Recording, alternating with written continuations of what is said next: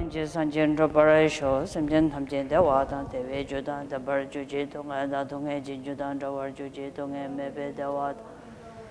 Nerin Chadan, Dandrawe, Tanyum Teme, Bala, Never enjoy J, Jadawadan, Juji, Jabadan, Jesu Iran, Kushin Sawai, Kewa, Chose, Dagi, Jesaba, Tabjedobe, Janjo, Yergo. Sajibeji, Juji, Metal, Rab, Nishin, Hinde, Jamba, Sanji, Shindo, Medan provide. Token Namda, Shinda, Chopper, Show.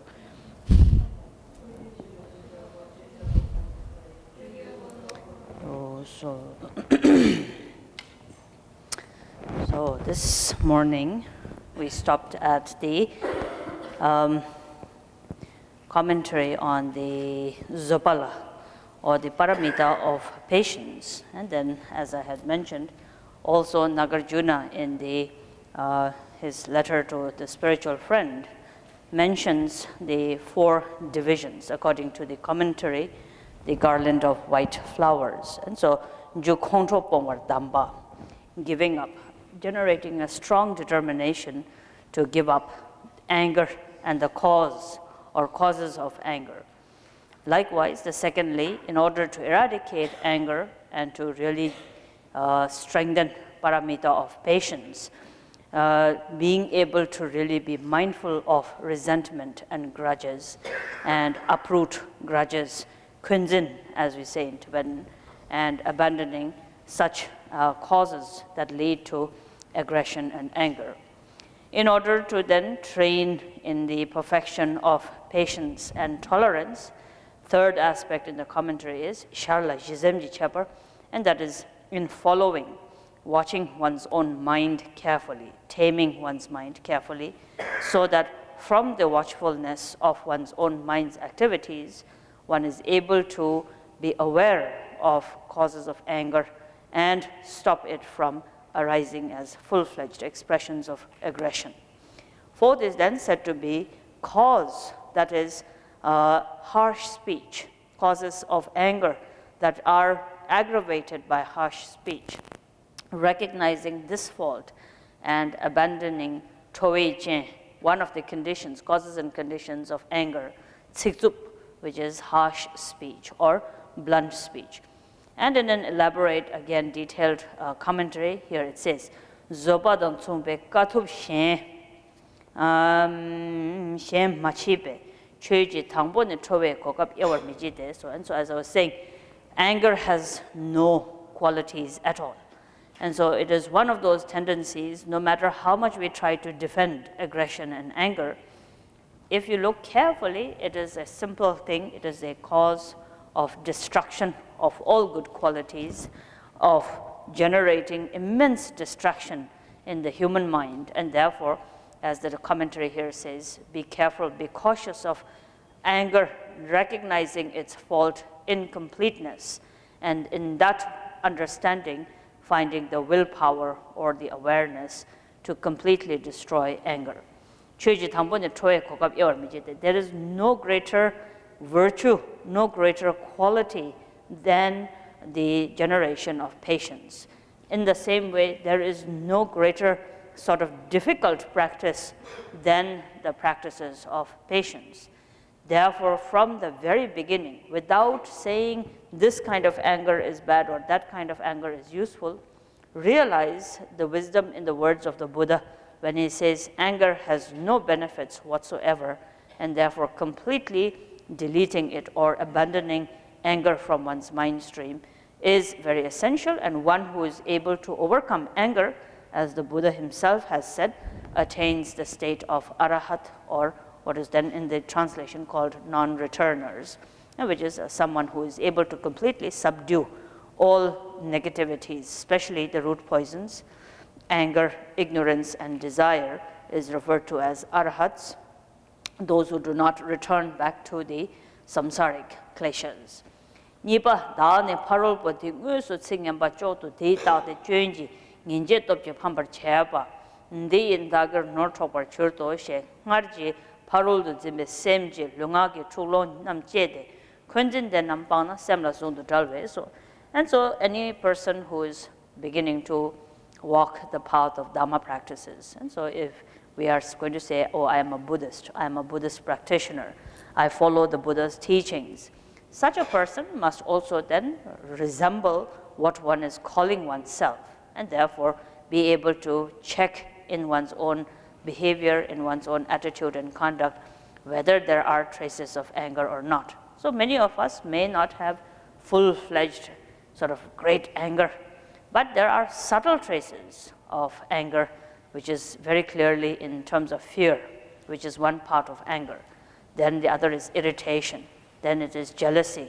Then it is hatred. Then there is anxiousness, restlessness, discontentment, disappointment, frustration. All of these variations of feelings that we very easily generate are subtle traces of that major sort of negativity called anger or aggression.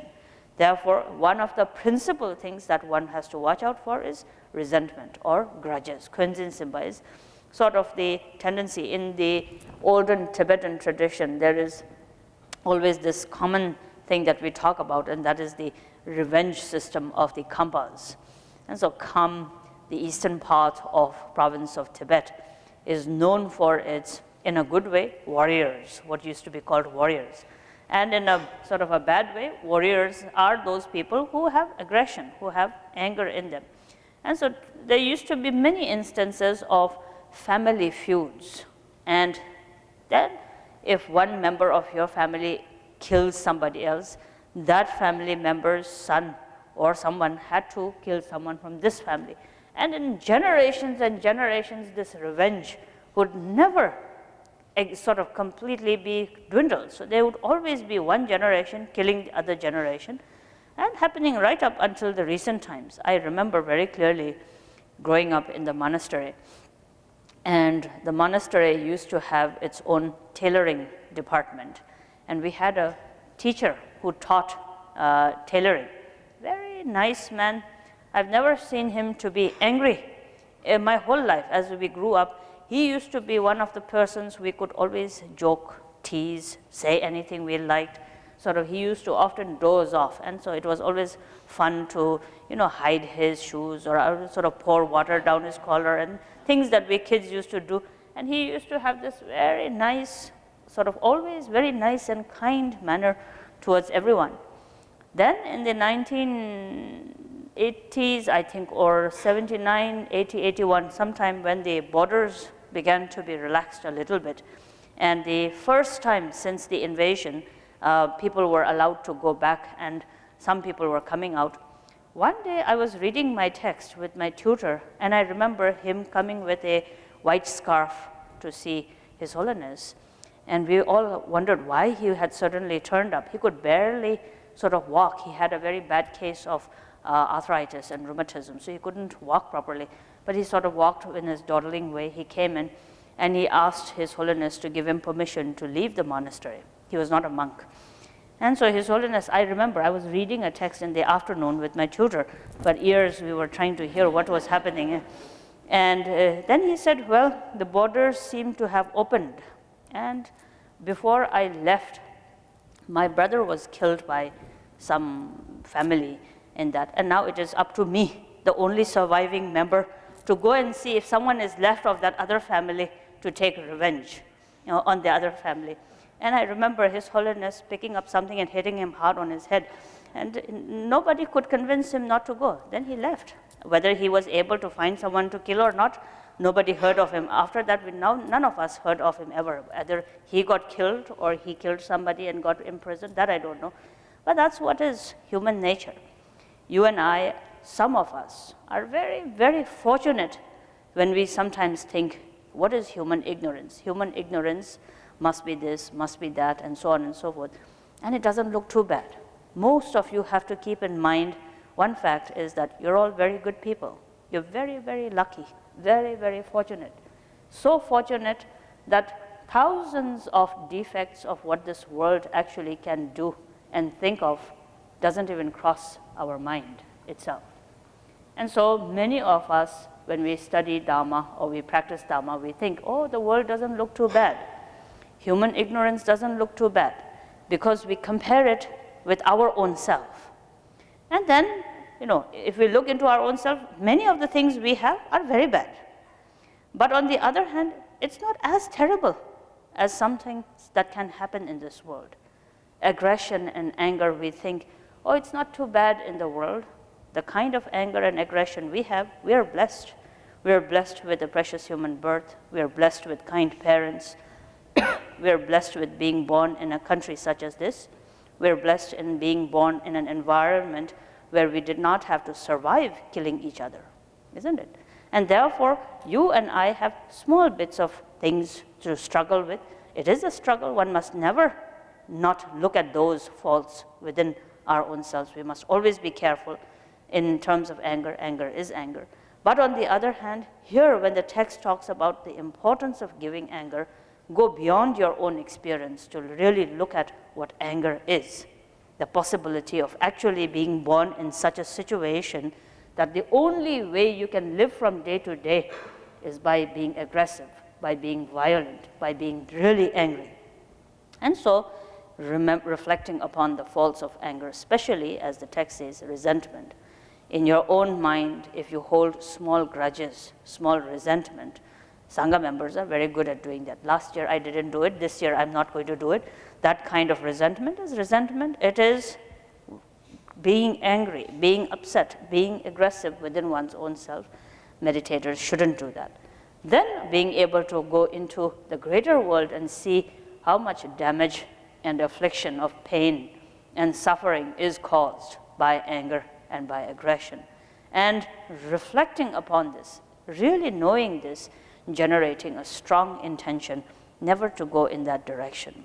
Being happy at one's own fortunate circumstance, and increasingly being able to really work against anger. As the text says, before I take the question, he abused me. Literally the text says, he hit me, he ridiculed me, he ran away from his responsibilities, he ran away with my happiness or with my money.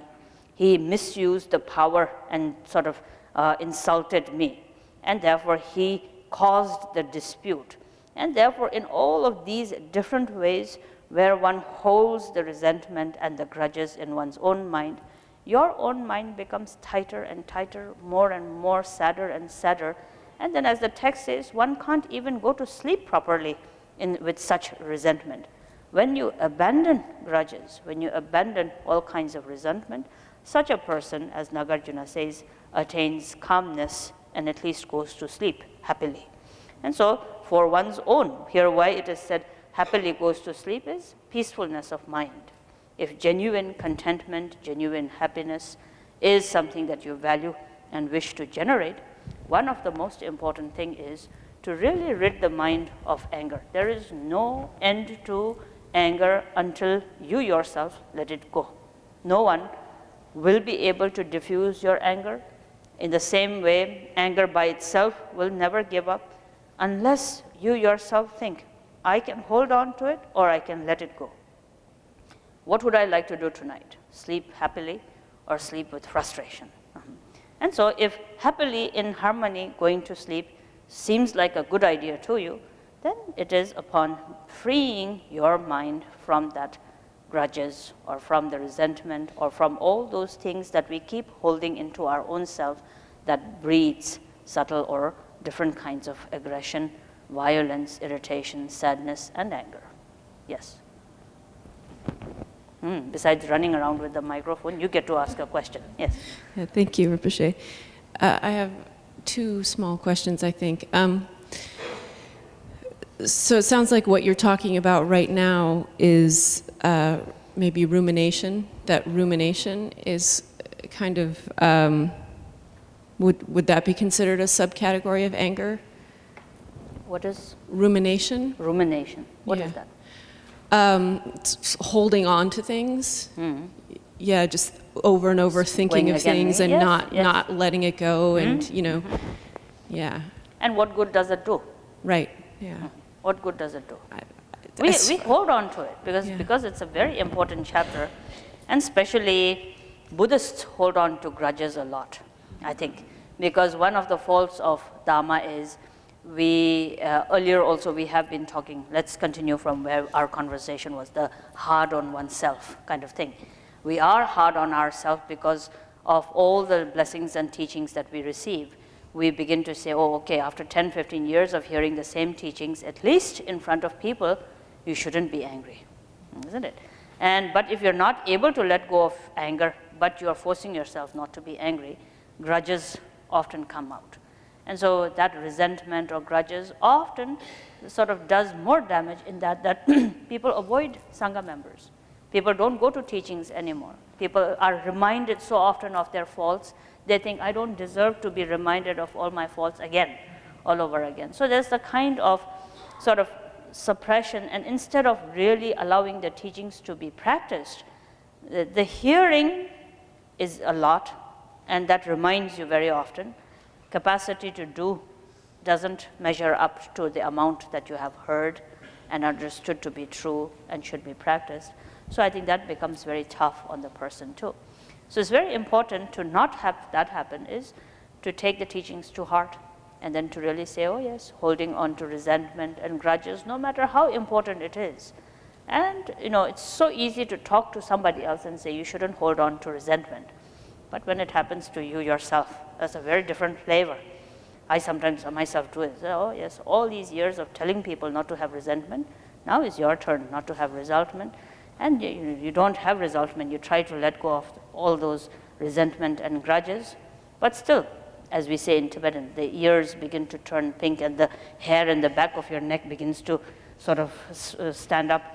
But it is one's own responsibility to really let go of it. Not today, not maybe entirely, but as the other different kinds of teachings that we have gone through also, thinking about it often as, oh, this is again returning back to spinning my mind again and again on the same thought. This is not good for me, this is not getting me anywhere. Reminding oneself and lessening the impact, that's very essential.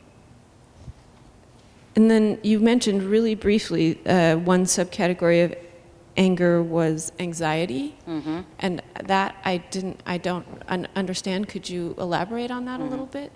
If you think, I think many times we tend to listen to the chapter on patience, and we begin to say patience is very good, patience is the antidote to anger.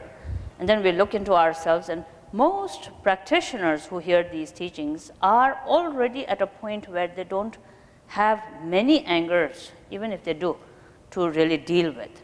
So we often have the tendency, if we don't subclassify the major affliction that we are talking about, we have the tendency to say, I don't have a problem with anger.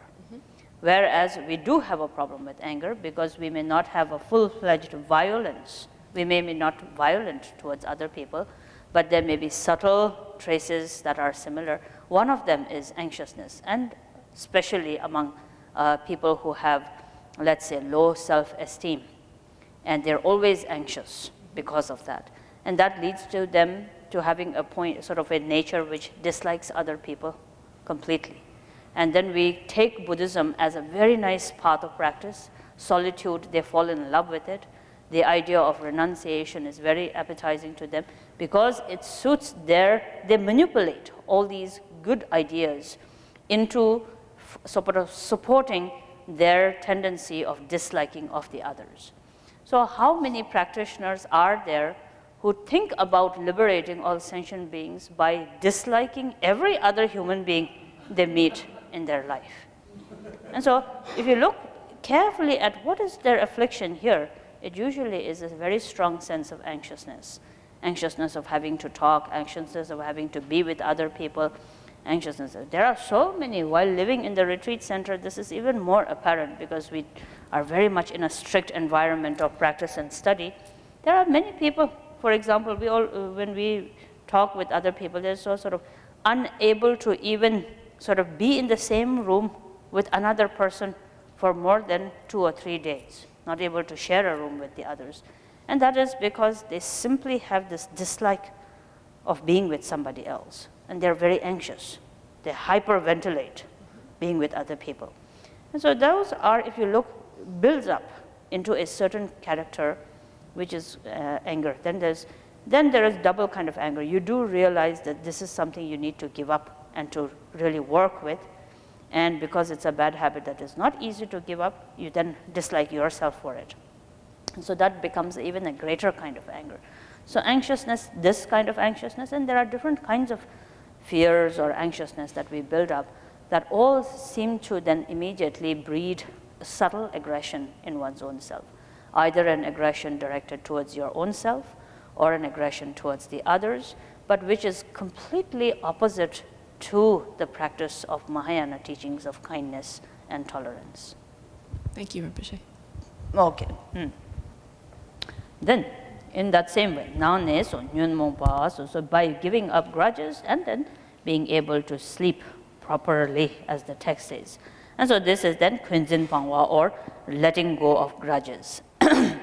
In then the third one over here then continues with being able to sumba doejesu chungur sar doal remur te badang tender mide so training one's mind, watching one's mind while trying to cultivate the perfect action of the bodhisattvas called paramita of patience. And so here the commentary says, understand that human nature can be in various ways or various measures. Anger or grudges, for example, can be seen as three different things. And the text says, figures drawn on water, or figures drawn on sandy stone, or sandy soil, or figures carved on stone, according to how one grasps to a situation. And so sometimes so many of the things happen in our life which are very difficult. You know, people say, I don't know how to let go, for example. Many people say, I don't know how to let go, which is a very strange thing to say because you are the best person to know how to let go. Of all the things that you grasp and of all the things that you let go, you actually let go a lot more than you actually grasp.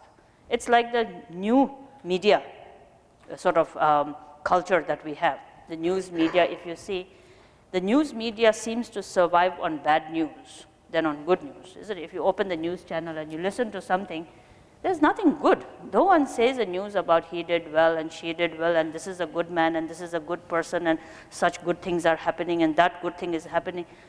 Everything is about he is bad, she is bad, that is bad, this is bad.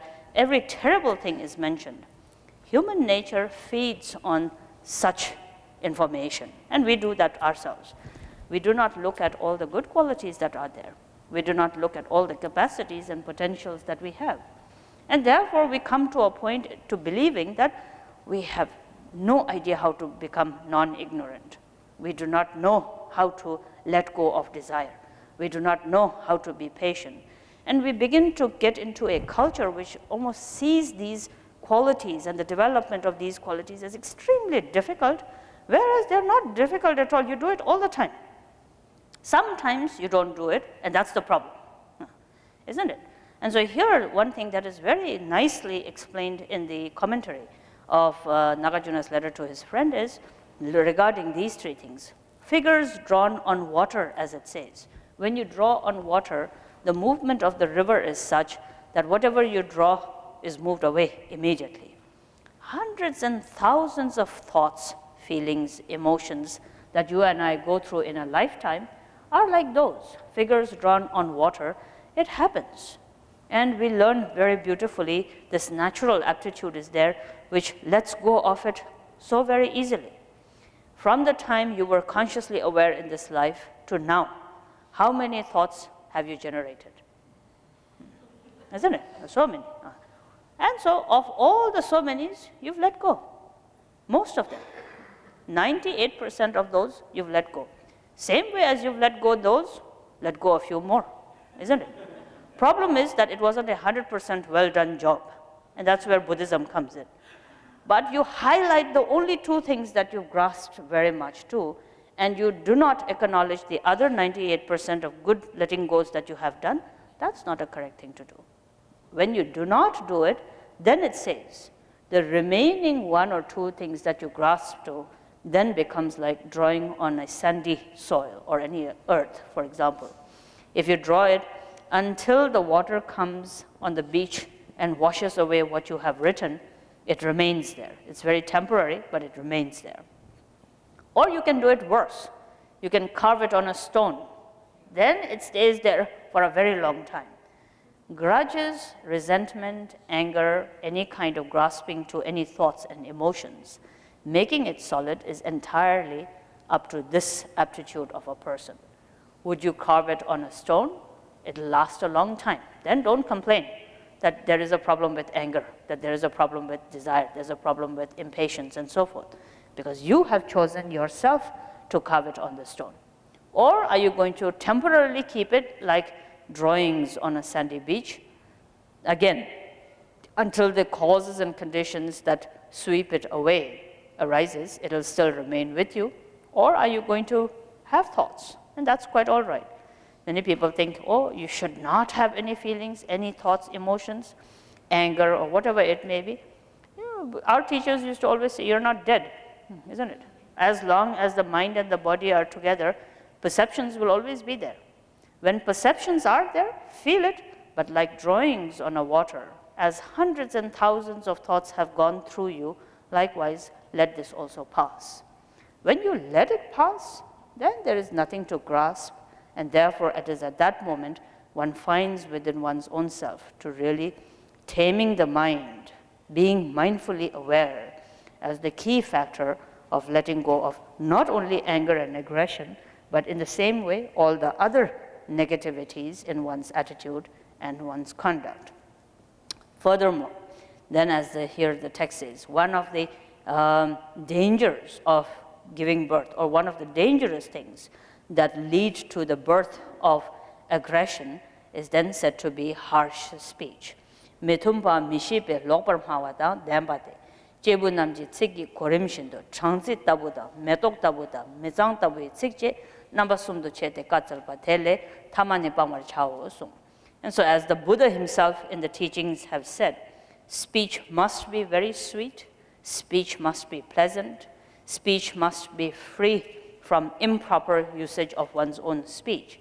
And in the sutra, the Buddha has said, like the honey, like a flower, and like excrement. Three kinds of speech are there. Remove the third kind of speech.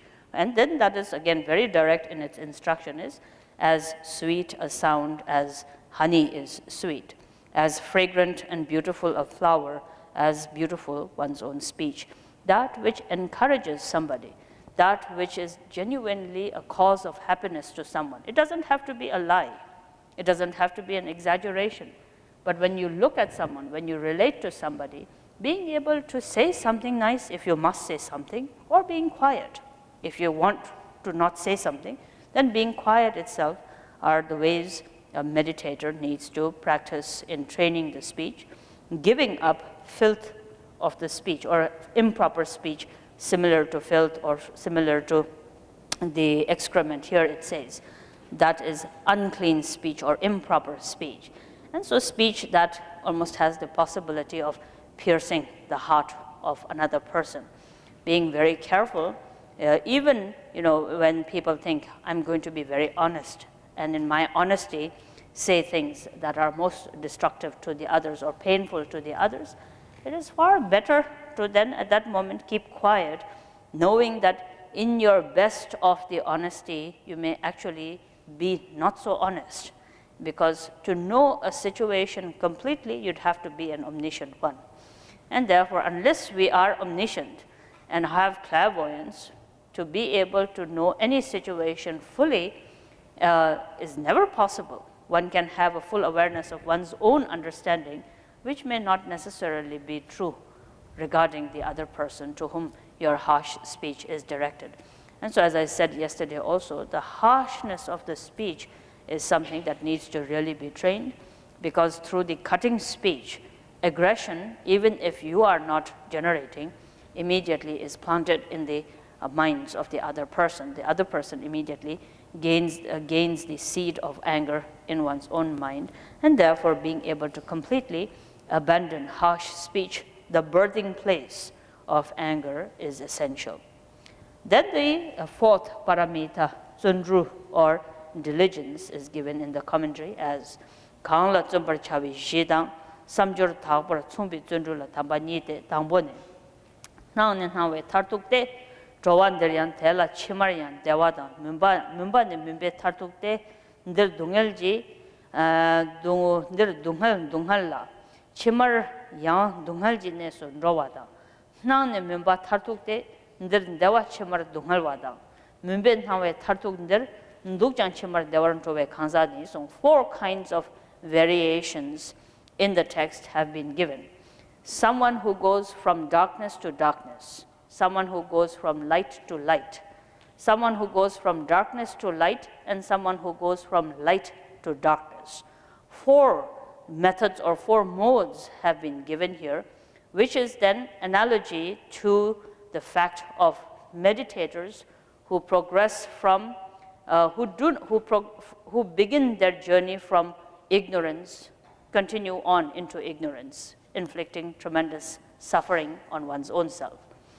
Meditators who are honest from their very beginning journey and therefore go from illuminated state to an illuminated state, for freedom from ignorance to gaining wisdom, and therefore from enlightened mind gaining happiness. Third is said to be those who begin the journey through ignorance and end up in wisdom. And those who are very fortunate and begin the journey with immense amount of wisdom and end in ignorance. And so this then again has to be carefully put into one's own self. The best way to relate to this is, what am I doing? So where am I beginning? Have I gone from darkness to darkness, light to light, darkness to light, or light to darkness? And so where am I going with all these teachings, and being able to really analyze and examine within one's own self becomes essential, primarily because it is very necessary that meditators move from darkness to illumination, light, and in finding that light, remain from light to light. And that simply means gaining wisdom of discrimination, having a mind that can examine and think about sufferings of all sentient beings, what causes these sufferings, being able to have the determination and the awareness of eradicating the causes of suffering, and becoming someone who can give happiness, love, generosity, kindness to all the others whom you relate with, being able to strengthen wisdom and awareness within one's own mind, compassion within one's own mind. That is how a meditator must progress. 10 years ago to now, you must look back and see, oh yes, so much of my attachments and graspings have decreased. So much of my anger has decreased. So much of my jealousy has decreased to a degree that today I actually have no problems with anybody. There is nobody I'm really hateful about. And how nice it is, how good, how much an advancement of my own practice, how much a development of my own practice is happening. This is through the kindness of all the teachers, Buddhas and Bodhisattvas, and having the blessed sort of genuine, meritorious birth of a human being with the opportunity and the ability to practice and bring fruition to all the teachings. Now may this become a true vehicle of freedom of suffering, freedom from suffering of oneself and all sentient beings, always examining and keeping in one's own mind this way of reflection becomes very essential. More important than saying, oh, I met so-and-so teacher, I went on this pilgrimage, I went on that pilgrimage, I ran around the Mount Kailash 3 times. I went into Tibet, I saw that, and these are the photographs of me standing by the temple, and me standing by the monkey, and me standing by the Buddha, and so on and so forth. You know, we all gauge our spiritual experiences with those kind of things, not doing so. Neither by saying, I finished Vajrayogini, I finished that, or I did some mantras, or I did my prostrations.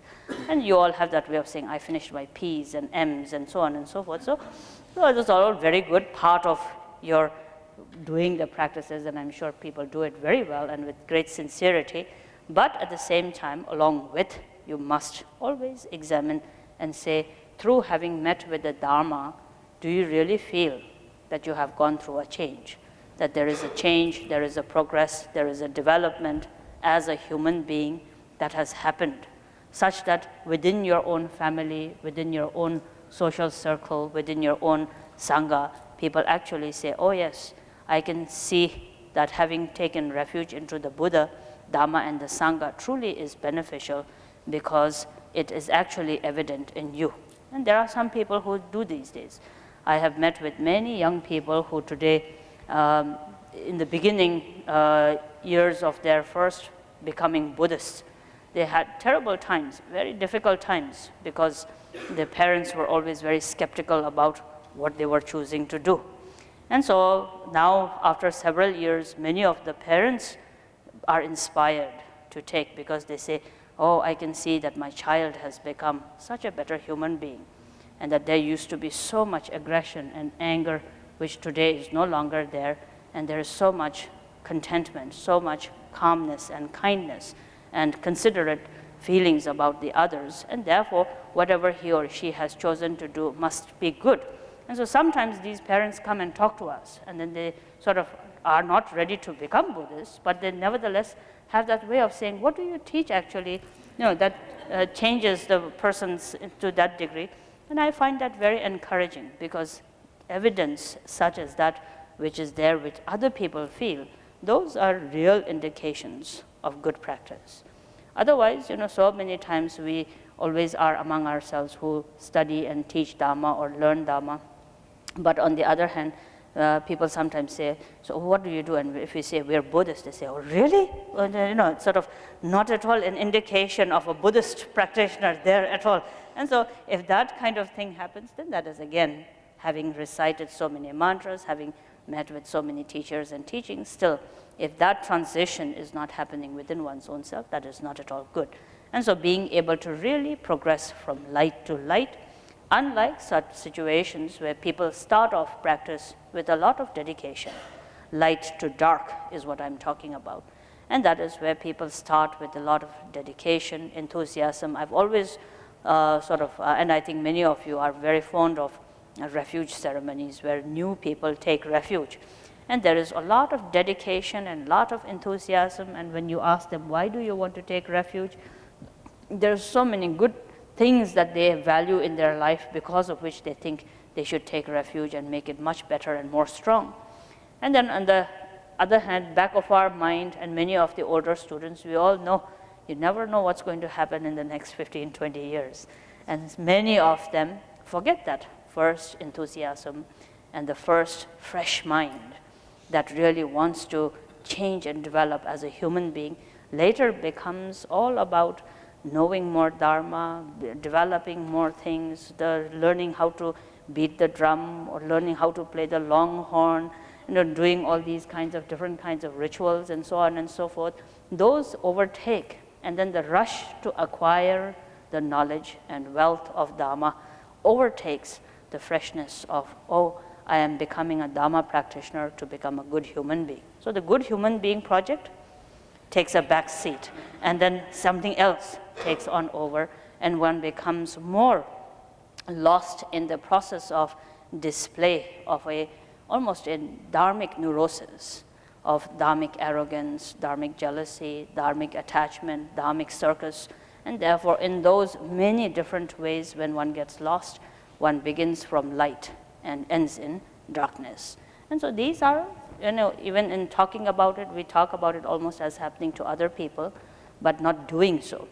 Each one of us need to sit and think about how this is a possibility that may be happening within one's own self. Therefore, being able to really be careful not to fall into the negative aspects, but move from light to light or from darkness to light, and not the other two options of dark to dark and light to dark should be there. In the same way, here again, within the chapter of Paramita of Diligence, it says, Mini Amri Tebushin, human beings are like the fruit. Chi min chinang memba, maminji, muji yopate, yando nang maminla, chine tena memba dan, drawata, naminji, chima memba dan, drawar, nawada mamimbala asung. And therefore, again, the commentary here says, some like the fruit, which seem ripe from outside, but are not really ripe.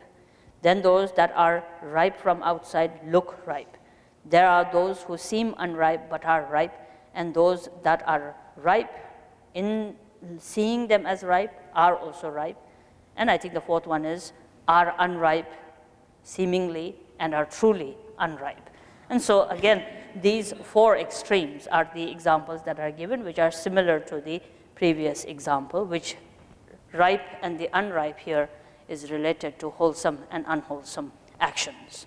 And so some people who from the external appearance do not look like meditators at all, but if you really look at them, their whole life is devoted to wholesome actions. Wholesome actions in that they are always actions that are causes of happiness and goodness to the others. Then there are some who really look very spiritual people. They have the appearance of all the spirituality. And so our teachers would always say, those who have the right postures and roll their eyes around every time with great big money wheels and beads in their hands. And so, but at the same time, their whole concentration is about one's own agenda. How can one fuel one's own needs and self-grasping and resentment, all kinds of negativities are there. This is then like a ripe fruit. If you, however, cut it and eat it, it is very unripe, and it is therefore full of unwholesome actions. And so not being such, but being, if possible, the best is ripe from inside, ripe from outside, I think. And that is wholesome in outside and wholesome in appearance. That is the best. And otherwise, maybe unwholesome from the appearance, but definitely wholesome from one's own attitude and conduct. This is very essential. In general, here the text refers to exerting effort in these two ways. Exerting effort in always moving from ignorance towards wisdom, and exerting wisdom always in making sure that just as much as you work hard in the appearance of meditators, work hard in your heart and in your mind, that your thinking is also a meditator's thinking, that your actions are also a meditator's action. The way you interpret must be a meditator's way of interpreting things. When you have judgments and opinions about the others, making sure it is judgments and opinions that are similar, that are those that come from the heart and mind of a person who has the wealth of Buddha Dharma ingrained in one's own self. When one exerts effort in being mindful of these qualities, then that is actually engaging in the generation of perfection of the paramita, or the perfection of diligence. Then the fifth paramita that is explained in the text, which again forms, I think, a bulk of the root verses, is referred to as samten or samadhi. Jorwa nguiji jechirimba. Because it is explained in detail, therefore the chapter on the samadhi or concentration and meditation is divided into three parts: preliminaries, actual, and the conclusion, summarization of this particular topic. In the beginning is the preliminaries, which are explained as again, better explained. The preliminaries on how to cultivate samadhi is better explained in two ways. One is by being aware of all the opposing factors of samadhi and eliminating them or abandoning them, particularly yangwa, distraction. Distraction is the opposite or the opposing factor, the destructive factor of samadhi meditation or concentration meditation, and therefore abandoning this negative factor. And secondly, cultivating the four factors that best support samadhi. Samadhi's four friends, and these are the four immeasurable qualities that must be cultivated. Tangbola yulji yengsa, chueji yengwa, norji yengwa, longjuji yengwa.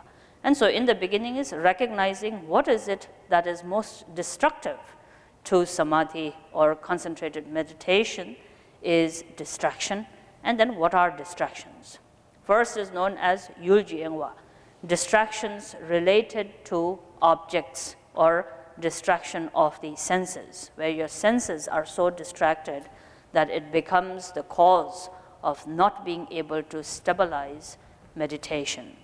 Second kind of distraction that needs to be abandoned are called the distractions of the 8 worldly dharmas or the 8 worldly concerns. Norji ingwa. Third is the distraction of wealth or acquiring of wealth.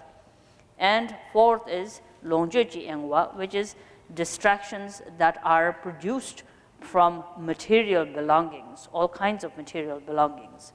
And therefore, these are the 4 distractions explained elaborately in this way, which is then first discarding or discarding distractions of the senses and the sense objects.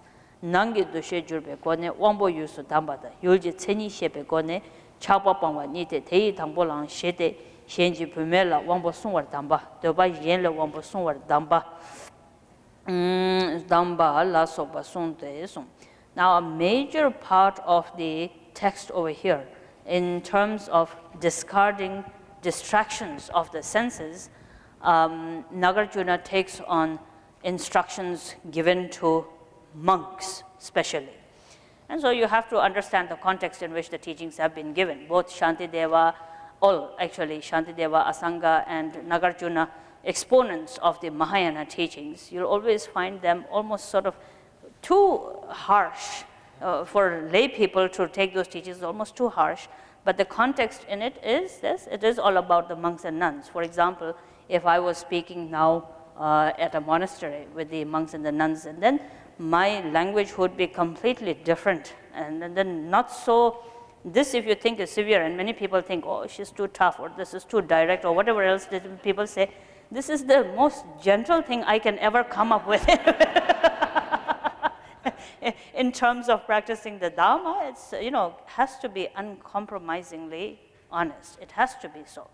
And so in the monasteries, for example, when we give teachings, of course, the whole effect is very much on the value of ethics, value of the vows that they take. And so here too, in the text, Nagarjuna is about don't look at women. Think about the women as being all filthy and dirty, and look at their inner organs, and don't look at their beauty, and stay away from women, and think of women as your mother if they are older, and as your sister if they are younger, and as your daughter if they are even younger than that, and so forth. I don't know how much of that will be applicable to the current audience, but at the same time, being able to safeguard, now to put it more lightly, safeguard one's own senses, that's very true, is that distraction, the gateway of distraction is through one's own senses.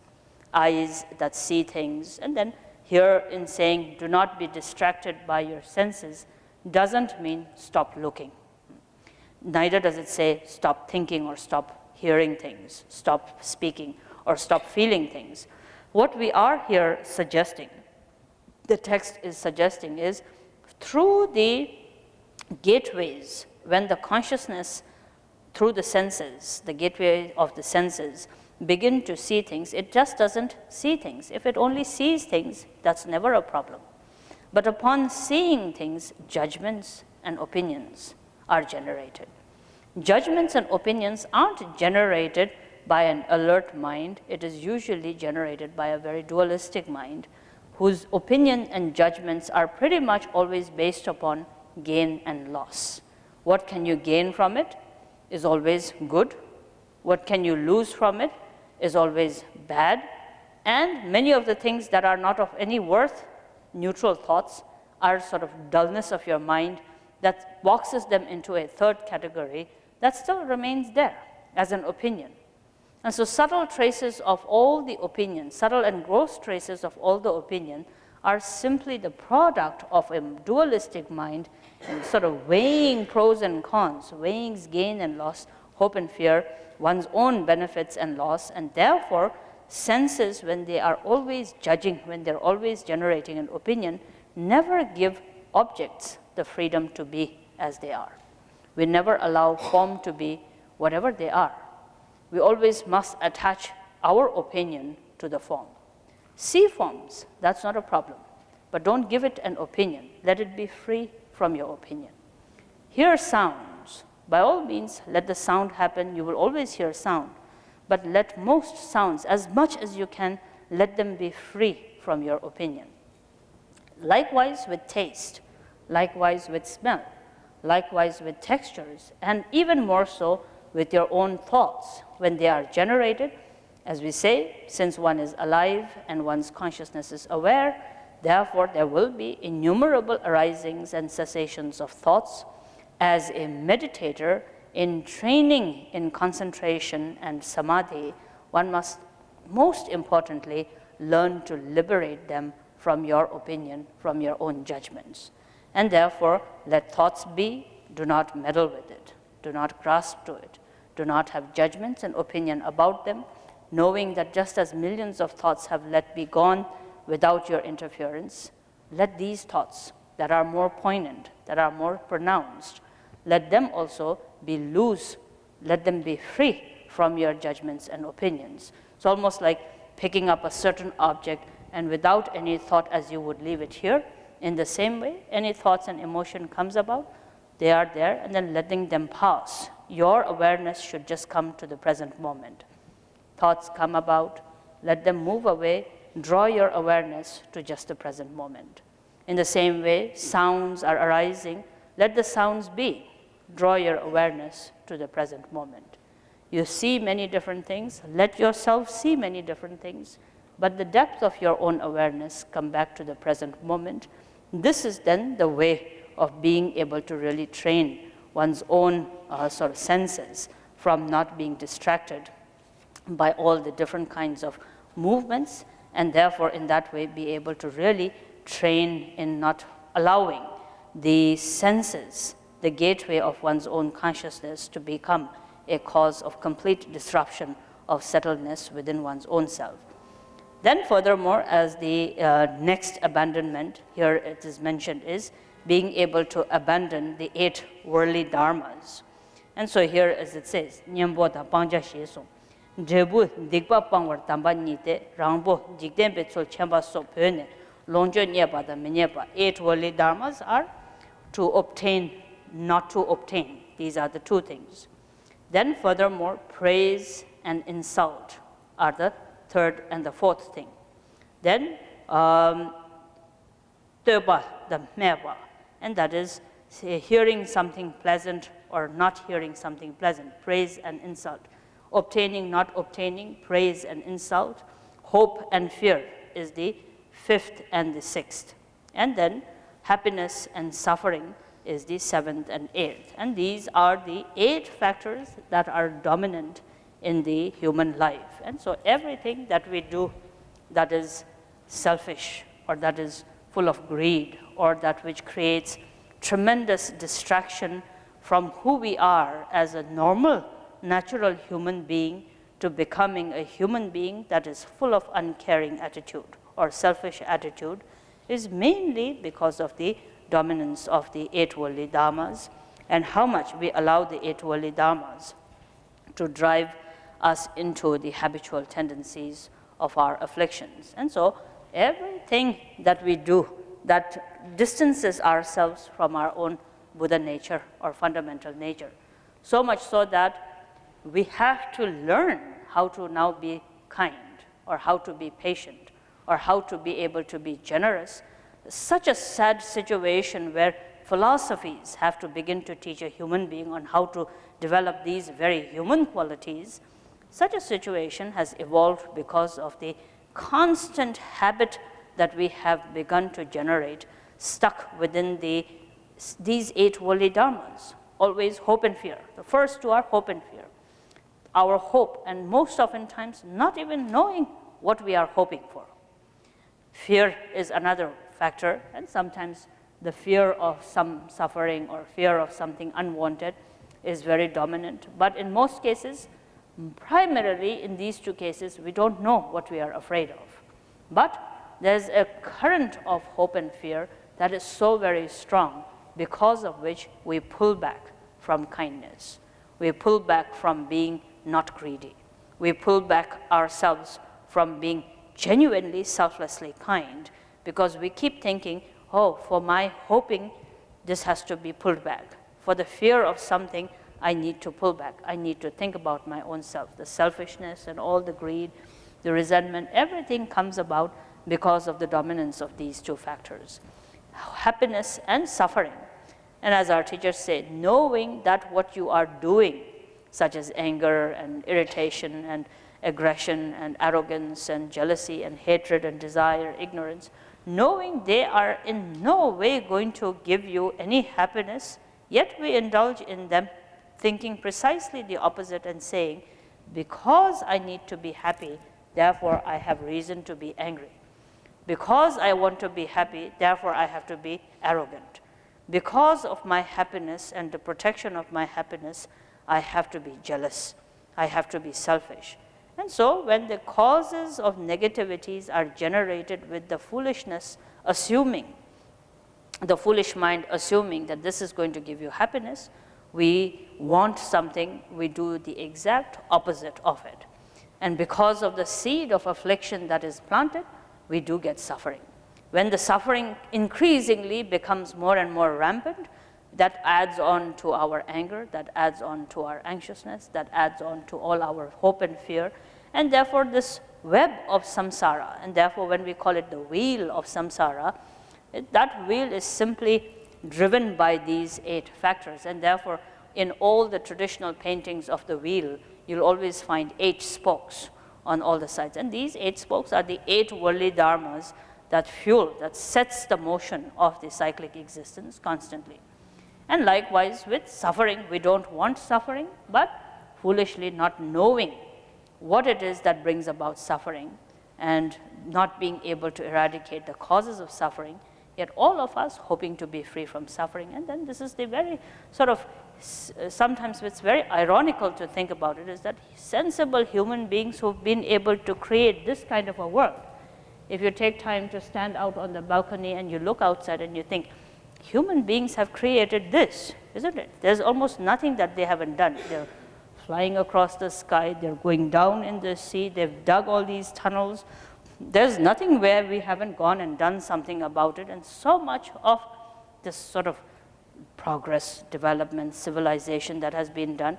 And then Berkeley today and this last few days, if you see all these students coming in and going out and all of these different activities that are happening, wisdom, knowledge, how to do it better, how to make it more progressive, how to make this world so.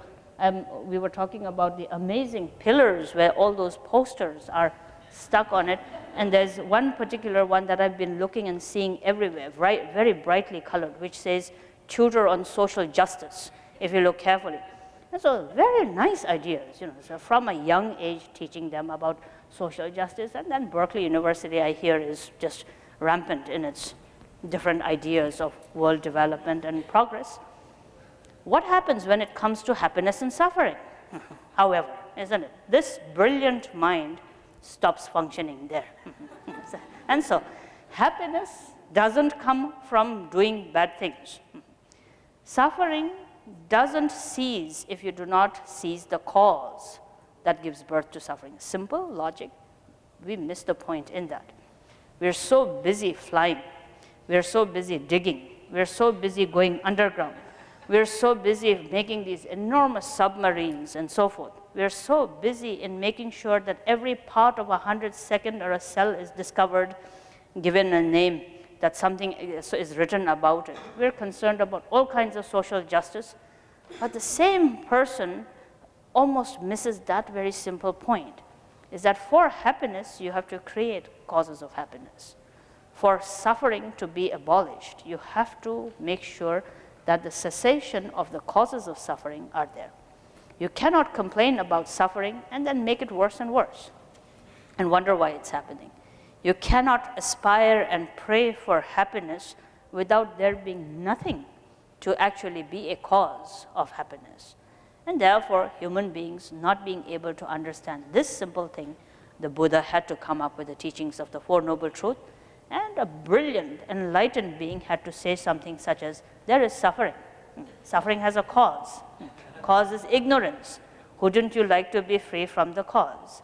And so we then have made Buddhism based upon this. And so sometimes I really find it very sort of strange, is we sit hours on a square cushion trying to understand this, isn't it? We hold the visualizations of a 1,000-headed deity to understand this. We recite mantras until our tongue becomes gibberish to understand this. We go into caves and get the worst case of rheumatism, trying to understand this, and yet we struggle with it. Yet we find it so very difficult. Generate the true understanding. That is what the Buddha then meant as suffering that we unnecessarily create. Knowing 8 worldly dharmas, happiness and suffering, must also come about. This is that where we understand and want happiness, but never create the ground of happiness, where none of us want suffering, but precisely create nothing but the causes of suffering throughout the day. That is then 8 worldly dharmas that creates distraction in the minds of this absolutely gifted human being. And in this same way, then praise and blame constantly, like hope and fear, or like the obtaining and not obtaining. In the same way, the praise and the blame is a game that we play all the time. And so praise, everywhere we collect the praise, something that is soothing to our own self, something that is supportive of oneself, something that is pleasurable to one's own self. And then always an aversion to not only insult, of course insult, but subtle traces of disagreement. Whenever someone disagrees, someone has an argument with you, when there is a sense of pushing away the other person. So if we say, our teachers used to say, if you wonder how you merit each line on your face, each wrinkle on your face, how you merit each white hair on your head, how you merit each pain in your joint, is by knowing that everything happens because you're busy with these 8 worldly dharmas. Every time when we say, I'm too busy, you have to always bring in your mind and say, what are you busy with? And you will find that it is one of these 8 different things. It's either because of pursuit of happiness, pursuit of not wanting suffering, hope, fear, obtaining, not obtaining, gain and loss, or praise and blame. These are about the only 8 things that we keep doing, keep running after, keep running from, and because of which there is this human life, an absolutely gifted human life with all its potentials that are completely wasted, and therefore creates and is one of the major obstructions of samadhi, or that which is one of the biggest distractions that happen in one's own life. Therefore, in order to gain perfection of meditation, it is very essential to really break free from this obsessiveness that we have of these 8 worldly dharmas, which if it had a reason, if you worried about hope so much that everything you actually worried about did happen, then it's again a different story altogether. But the opposite thing happens is no matter how much you hope, nothing happens. How much you fear, well, if it is to happen, it does happen. If it isn't there, it won't happen. So while everything is a mental fabrication, yet we keep ourselves almost to that thought that if you think about it and grasp to it strongly enough, that you can do something about it, not knowing the impermanence, not knowing karma, not knowing that you're simply grasping to these 8 worldly dharmas does not really bring about any solution, should be realized by the meditator, and in this way eliminate the distraction of the 8 worldly dharmas.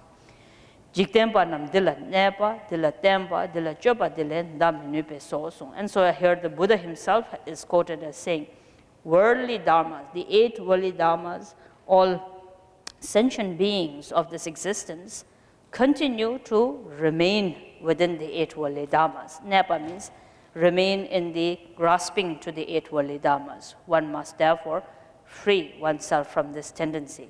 Dila tempa, or after remaining, then their whole concentration is directed towards stabilizing the 8 worldly dharmas. One must free oneself from the tendencies of stabilizing or relying upon the 8 worldly dharmas. Dila chupa. The third thing is that the sentient beings indulge in the obsession of the 8 worldly dharmas, and therefore this is also something that must be eliminated, and therefore in this way one can free oneself from the concerns of the 8 worldly dharmas, or the distractions of the 8 worldly dharmas. Tenam sum nipa le sum digbi lenam che sum gayam de la chopa la sopa nyapa dang sum de tar sena la sopa cho shepa sum. Now in all these sage jawa sum. In this way again, then the third distraction that the text talks about is distractions that are caused by wealth, material wealth. And so again, this is very true, just as with the similar to the 8 worldly dharmas, wealth is again something that is cause of major distraction, in that these days, particularly in the Dhamma Sanghas. I think one of the direct experiences that I am finding these days is how material wealth and the acquiring of material wealth is so dominant. I never realized that until about recently, I think. And that is when there was a lot of time in the, I think, beginning of maybe 5-6 years ago, wherever I went, there was a time when many people were beginning to talk about elderly Sangha, or the Sangha of generation of people who are now getting older. And I thought it was exceptionally nice that people were thinking about getting older, and therefore now, since they are retiring, therefore they need to spend more time in retreat and practice. Because every time we come to the West, the one thing we hear is there's no time. And so everyone is too busy doing things, there is no time to practice. And so the turn of the century and where we began to hear, especially after September 11, when many people were very shaken by the destructions at that time, many Sangha members began to talk. And I think it's almost sort of a fashionable thing that began to happen. You know, we Buddhists, as in any other spiritual community, find one very popular topic to discuss that sort of becomes a popular thing to talk about. And sometimes it is very good because it brings about a lot of discussion and change. And it has a very good, I think, reason behind it. Also, it can be utilized in a very good way. But oftentimes it becomes something to talk about and then it fizzles out. Now, hopefully, we were hoping that this was not so, that at that moment when people were really aware of their mortality and began to think about, oh, we are retiring, and therefore now there is the need in the West to create more retirement centers and retreat centers, and then have a much more quality life of practice.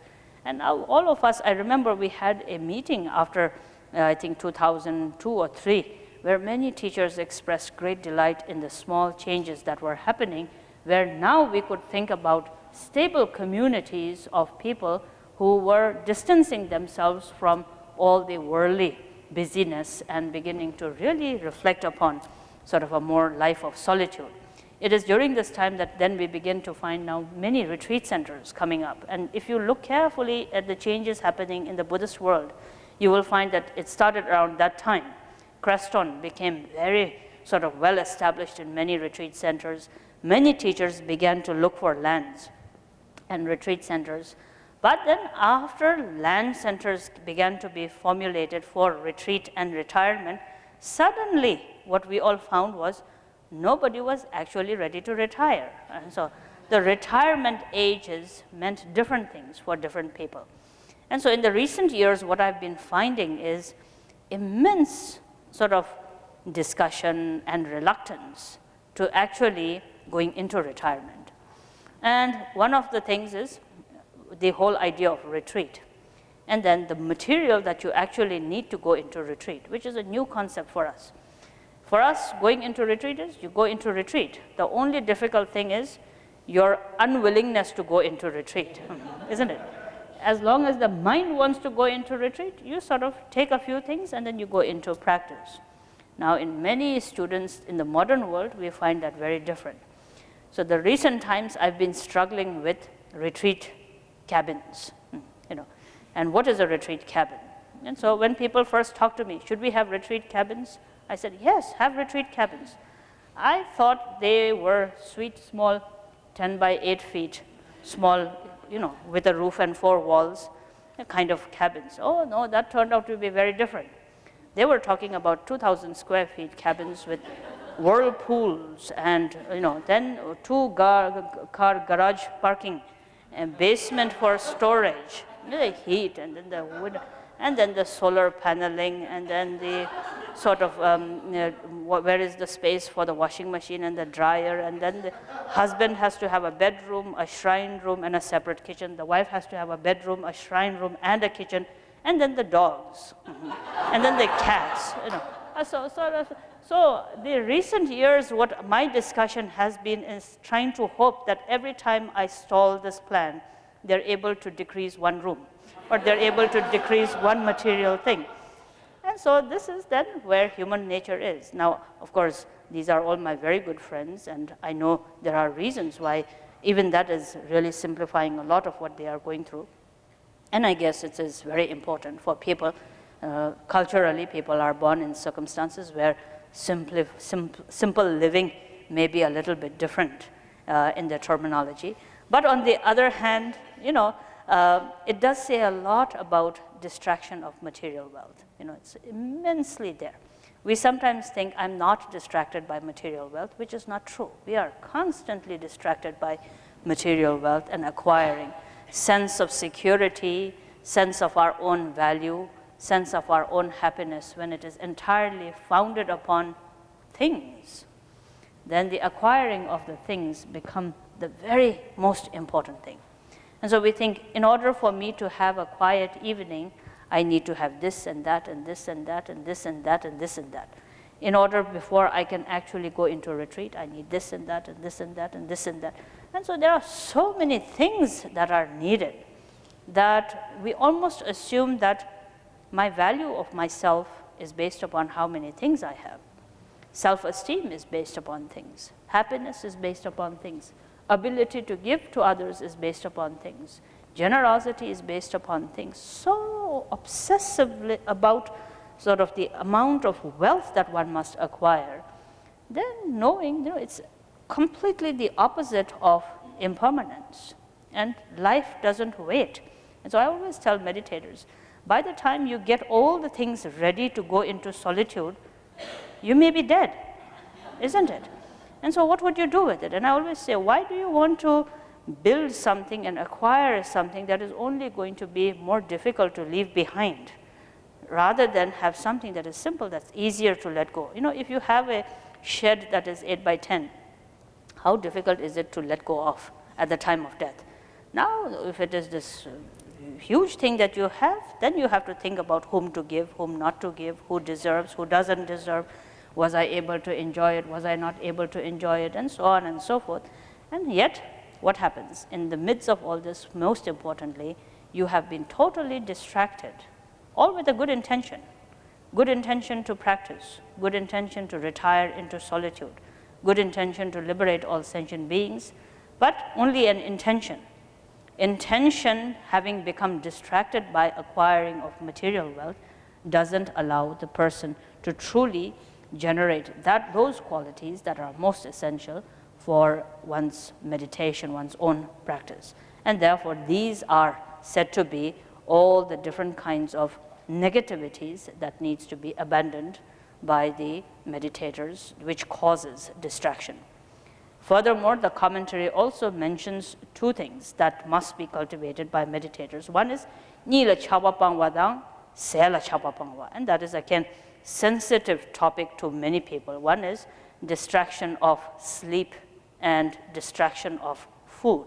And so here also both of these are particulars given to monks and nuns. In the monastic institution, these two become very strict disciplines, and therefore I think here the text is also directed more to the monks and nuns. But in general today, I think the Buddha Dharma and the Sangha is such that all of us need to take that to heart. And so the commentary here mentions sleeping and then being able to take sleep into practice, not being distracted by sleep to such a degree that there is no difference between sleep and death, as we say. And so if a person is dying, there's almost no sense of, no awareness, no consciousness.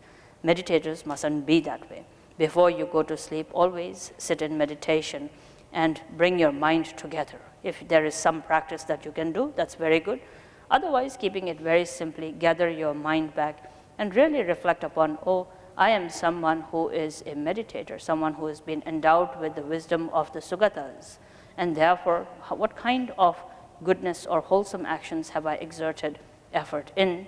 Has this been a day that I have used properly? If so, being joyful and dedicating the merit. If not, generating a sense of remorse and a strengthened determination not to repeat it again, and then going to sleep. In the middle of the night, those of you who have the possibility of waking up, always when you wake up in the middle of the night, gather your mind back again, not in the hurried sense of how many hours more is there to sleep, kind of a sort of watchfulness, but again saying, oh, I am a meditator. What is my mind like? Is my mind completely gathered into an awareness of compassion for all beings? Am I aware of the preciousness of this opportunity to still develop bodhicitta? Any kind of these thoughts that you generate, gather your mind back into awareness. And then again fall asleep. And then the third session is said to be upon waking up. As soon as you wake up, then again saying, oh, this is a meditator waking up, taking refuge, generating bodhicitta, and strengthened motivation. May every action of my body, speech, and mind today be resembling of a person who has heard the precious Dharma. May my life be dedicated to the service, well-being, happiness of all sentient beings, and with that motivation, beginning one's own day. And so those who have particular other different kinds of practices to be done in the sleep, doing that. Otherwise, keeping your sleep practice completely based upon the perfection of samadhi becomes very essential. Furthermore, as the text here says, se savani, again, without falling into the habit of extreme obsession or extreme attachment to food. Mark of a meditator is to be able to know how to eat for sustenance, here the Buddha says, for sustenance and not for just sort of giving into one's own attachment or one's own emotions, and therefore allowing oneself to eat only that much what your body requires. Being really patient with food, allowing food to be that which nourishes the body, and not being overly exaggerated in sort of attachment to what kind of food or sort of what it is that one personally likes or dislikes. And so I think gluttony is an English word that you have, and therefore avoiding gluttony is essential in terms of being able to relate to food. And so whether it is in this ways or being able to really train in all aspects, training so that the mind is free from all kinds of distractions becomes necessary. Enumerating in so many ways or many different instructions that are there. Main reason for the enumeration of these different disciplines is to know that one pointed concentration or perfection of meditation is accurately understood. Many people are very attached to the form of meditation, sitting cross-legged in a 7 points of Vajrabharatana posture, visualizing or watching the breath or whatever it is. These are some aspects of meditation. But to think a form of meditation, that which is to do with posture and certain instructions, that is going to be enough to do the trick, so to speak, to completely destroy all afflictions and to bring about enlightened mind is not a realistic approach at all. And so many people do that. I'm not going to work with my bad habits, but I'm going to be a good meditator. So they sit for hours and hours and hours and hours thinking, well, something is going to happen because of my being able to sit carefully or sit still. And in their post-meditation actions, then never having alertness or mindfulness or carefulness, not showing any signs of transcendence or transformation. Because of that, then an imbalance occurs. And you may be a good sitter, but as a good meditator, the actual transcendence and the change that must happen doesn't happen. So sitting is very important, shamatha vipassana is very important, but it must be capably supported by the big fraction of time that you are off the cushion by being able to avoid all the distractions that do hinder one-pointed concentration and meditation. That's the main purpose of these instructions. Here, then again, there is a quote which Nagarjuna says, these are the different, what are called the 7 riches that the Buddha himself expounded in the sutra teachings that are more precious than any known riches in the world. First one is said to be the wealth of devotion. Genuinely in your mind, taking time to reflect and examine upon the value and the preciousness of the teachings and the path of the practices. If a Buddhist meditator himself or herself doesn't know the value of the path of training, what it is that you hold that is so very precious, then one isn't completely sure or certain about how important it is that you actually cultivate it in your own life. For example, let's say anything, your job, for example, isn't it, is very precious to you.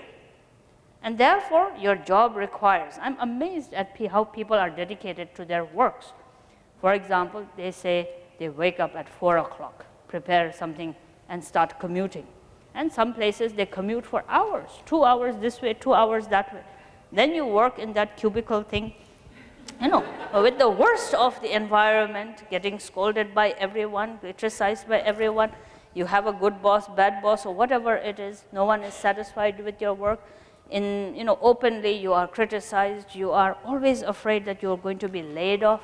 You have to be jealous. You have to be angry. You are upset. You have no time. And you come out shaking, but you have to go back in and do it all over again, isn't it? Then you commute back again, and it's late into the night. No one seems to, they complain, of course. But on the other hand, because of the paycheck, isn't it? And also the survival of livelihood issues that are there, your responsibilities, still you're very devoted to it. And I often wonder, if we could pay a salary for being a good practitioner, would you all really be just as dedicated? Wake up at 4 in the morning, go to a Dharma center, get all the scoldings from the teacher, still work on very hard in your own practices, still struggle with it. Would you still do it or not? But if you look carefully, things that are extremely difficult in the world, we still put up with it because we value it. There is a certain value to it. Dharma, and when it comes to Dharma, and especially those of us who have difficulty with Dharma, in that we have less time, not much enthusiasm, forget it sometimes, oftentimes, then we have to always say what is causing this is maybe not of any other reason, but not really realizing how valuable, how true, how precious Dharma actually is. Anybody who generates enough thinking and examination of how precious Dharma is and gradually learns the value and the preciousness of Dharma and begins to generate certainty and then devotion.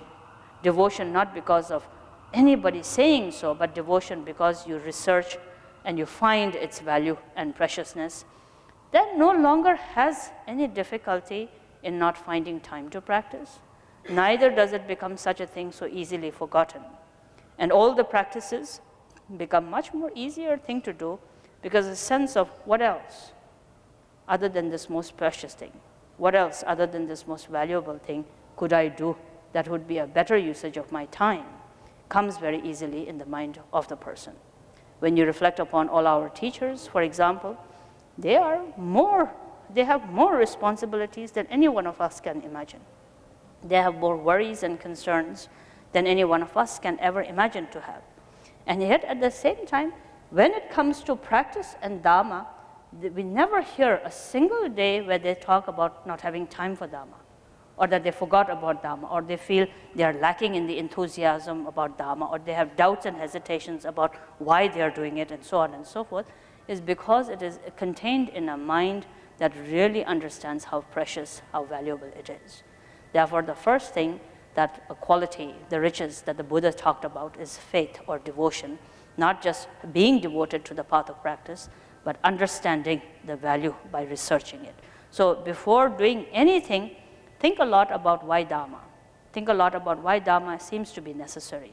How does Dharma make sense to you? Is Dharma really true? Is Dharma really precious? And being able to really think and research to such a degree where it becomes an sort of necessary to have any doubt and hesitation regarding it. And so therefore, the first riches is said to be devotion. Second riches is said to be the riches of ethics or ethical conduct. Every meditator who is truly wishing to become completely perfected in samadhi and become a genuine meditator needs to really perfect and understand the quality of ethical conduct.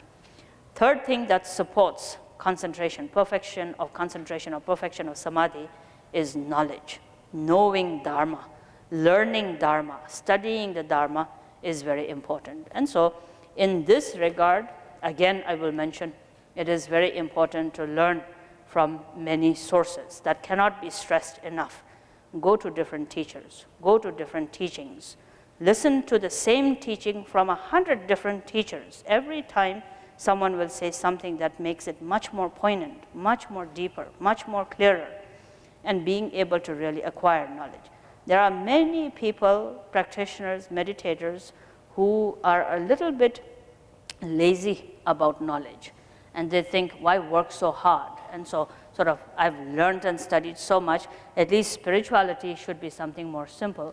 But then again, if you are not equipped with knowledge, you are going into waging a war. I always give this example, is if you are sent to war, would you like to go with a good weapon or would you like to go with a potato peeler? Isn't it? And so if you are satisfied, if you're going to face a huge army and you're going to say, I can fight very well with a potato peeler, then it's up to you, isn't it? But it would make more sense to go against a whole army with at least some modern gadgets or modern weaponry or whatever it is. In the same way, you withstand the challenges of millions of lifetimes of discursive thoughts and habits. Knowing your ego, knowing your dualistic tendencies, knowing all the kleshas and habits that we struggle with, do you really think this amount of wisdom that we have, is wisdom all right? But is it really sufficient, or is it worth about a potato peeler?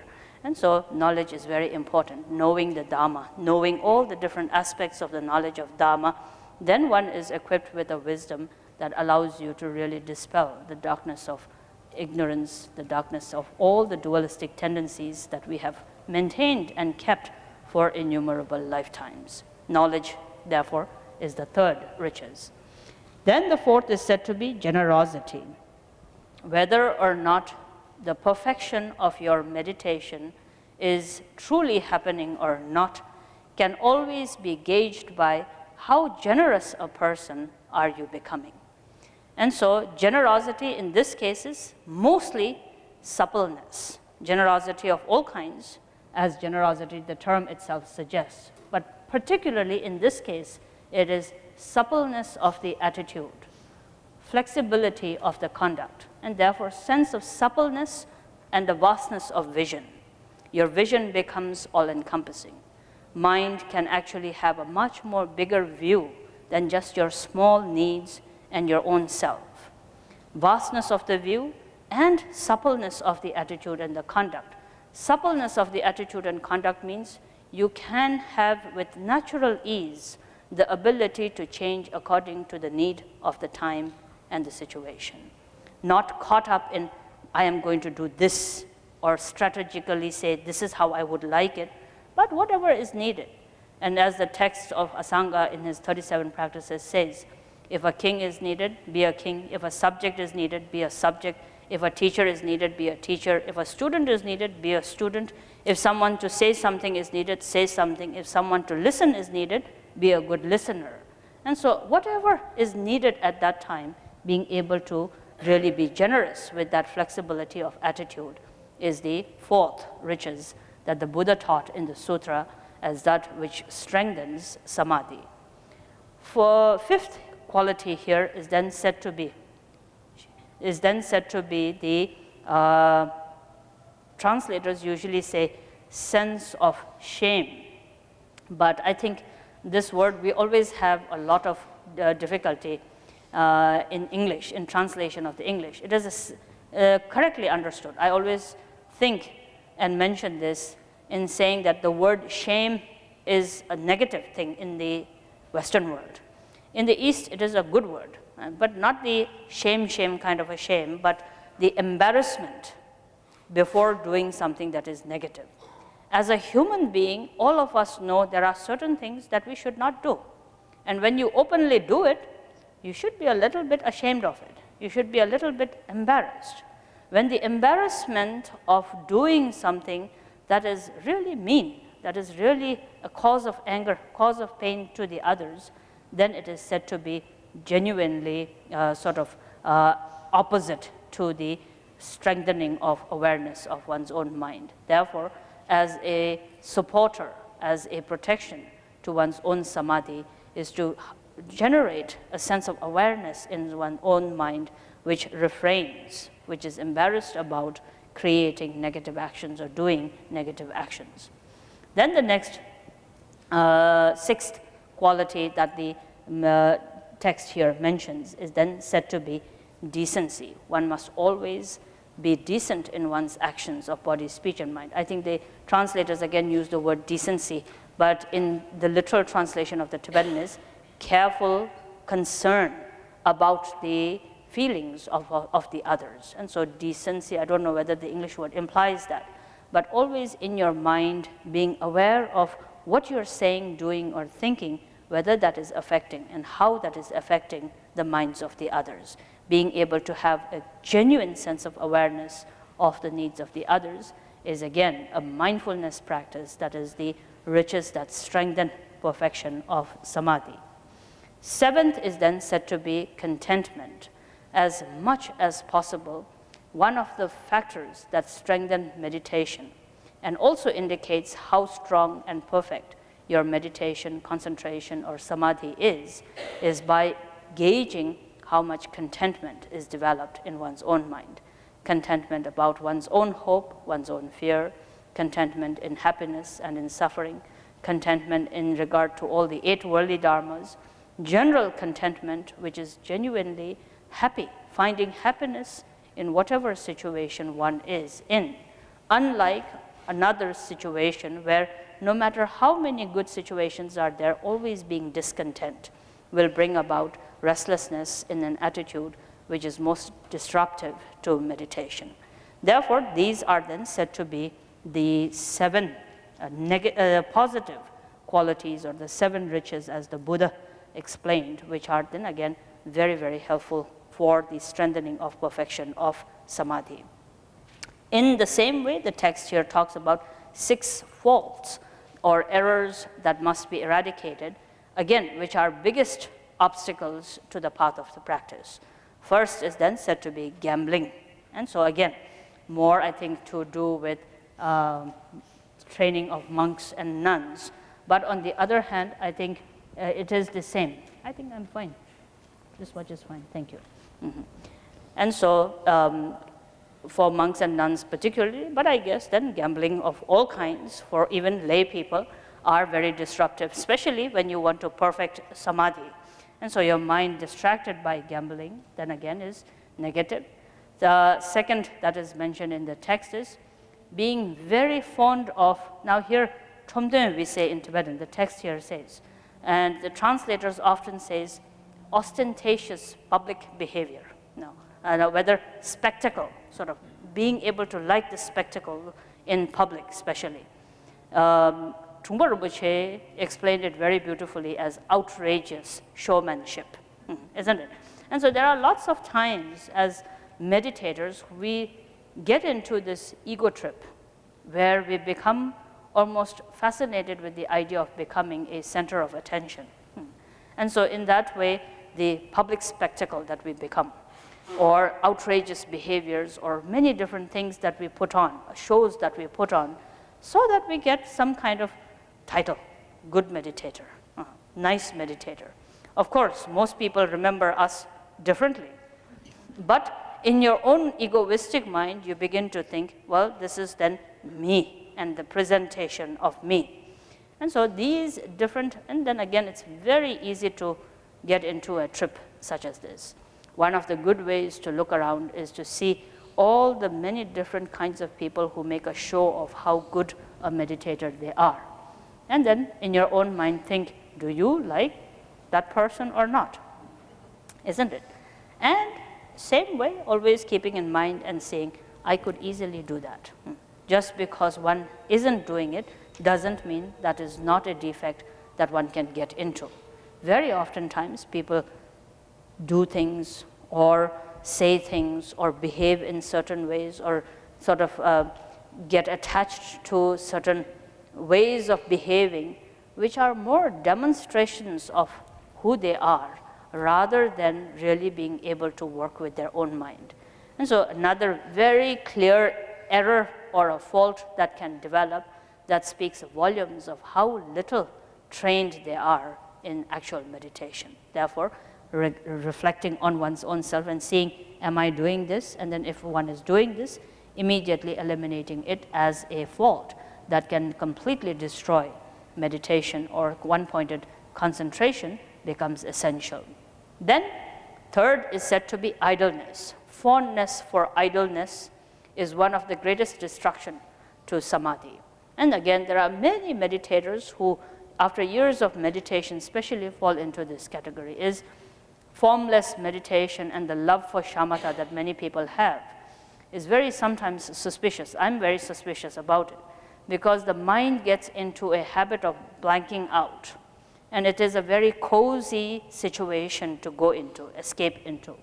And many people say, I don't like form meditation, and I feel much more a heart connection to Dzogchen meditation. Or when, especially in Dzogchen, many people may be aware of, but the highest level of Dzogchen meditation is called the 9 kinds of inaction. So that is where they are told not to think, not to speak, not to read, not to recite mantras, not to do visualizations, not to do anything. And then people love that practice. And so the moment, it's like, I've been waiting to hear such a practice, and now is the final time where they're telling me not to do anything. But this is, again, not really understanding the true sort of meaning of the practices, but more giving into the idleness. And many, many people do that, is they take Buddhism or Buddhist meditation as a way of escaping from responsibilities or from thinking or from acquiring knowledge. And particularly, many times it happens is that people like formless meditation more than form meditation, because form meditation has many things to do: create, retain, cessation, and so on, sort of completion and so forth. And they think, oh, this is more easy, so sort of breathe and then rest in the natural expanse or non-thought or whatever it is. So then watching your own self and seeing, are you really doing the meditation properly, or is it idleness? Is it simply leading into some kind of a laziness of an attitude? Being careful of these or this third defect is essential. Then next is said to be bad company. In the text it is written as wrong friends or bad company. Wrong friends or bad company is, as it is, there are many distractions. Now if you also are in a company of people who would further discourage you from kindness, discourage you from awareness, discourage you from refraining from unwholesome actions, then it can only lead to destruction of whatever goodness that you have working so hard tried to build up till now. So eventually, if you think that you are not going to be influenced by any persons or people, then it doesn't necessary for you to avoid anyone. But if you think your mind is influenced easily, then as a meditator, you owe it to all sentient beings and to bring fruition to your commitment to really be protective about your own path of practice. And therefore, until your mind is stable and strong in its awareness, being careful that the company you keep doesn't discourage you, especially discourage you from being selflessly kind. Many people say, oh, why be selflessly kind? You should think about yourself. And so you work hard, 10 years to come to a point where you're really saying, oh yes, I need to be a little bit selfless. And then one kind person tells you, but you should think about yourself. You're going to be a doormat otherwise. And 10 years of hard work goes down the drain, and you think, yes, I need to be a little bit selfish here. And so it was meant in a good way. The friend never is at fault, but because one's own mind is very fragile, and the habits and the ego's own sort of sense of insecurity as it is very strong, therefore, because of that, it may again take you away from strengthening of one-pointed meditation. Then, of course, the next fault, this is the fifth fault, isn't it? Yes. Gambling, the public spectacle, idle, bad company, 4. The fifth one and the sixth one, both of them are, again, Nagarjuna's, I think, strong instructions to mainly the monastics, but then again, for everyone. And so fifth one is said to be strong drinks or alcohol. And then the sixth here in the text refers to nightly sojourns or nightly prowls, as the translators say. This sort of, and this is then again mainly for the monks and nuns, is people who sort of intoxicants are, of course, as we spoke about this morning. But nightly excursions are related to people who, there are often times that meditators do have, is that they're very active in all kinds of activities except in single-pointed concentration. And so even living in the retreat centers, now I don't know about you all, but those of us who live in retreat centers, there's a whole checkup that happens at night. We make sure meditators go to bed on time, like you do in schools for young children. And why is it so? Is many of them stay awake late into the night, and the next morning, as soon as the gong is hit for the meditation, they are in their meditation boxes going this way all the time. So fall asleep in the wrong time. And so besides the nightly sort of activities that are not necessarily always conducive to mindfulness and awareness practices, but on the other hand, also from part of not being disciplined in one's own meditation, and therefore being free from all these faults. And then especially in this case, I would say, is the strong attachment to the idleness of meditation that is very applicable to meditators such as ourselves in today's world, and the influence of the negative company, the alcohol and the consumption of different kinds of intoxicants, as well as then the second fault, and that is being very ostentatious about the appearance of the meditators, or sort of becoming an ego trip, meditation itself becoming an ego trip. These are all then very, very strong defects and faults that can easily arise, which are again strong, powerful enough in dismantling the hard work that one puts into meditation. And so these are the different tendencies, negative tendencies, that must be avoided in order to generate perfection of samadhi. And so with the text, I will stop for tonight here. The next section is then conducive things that must be developed, and then the wisdom chapter, which is considered to be again important. In both of these two subjects, essentially the topics that are talked about are what I consider very important: 4 immeasurables and the 4 reminders, both of them fundamentals and foundation to the practice of Buddha Dharma, and therefore these are, I think, 2 topics we can discuss somewhat in the morning tomorrow. Yes, questions?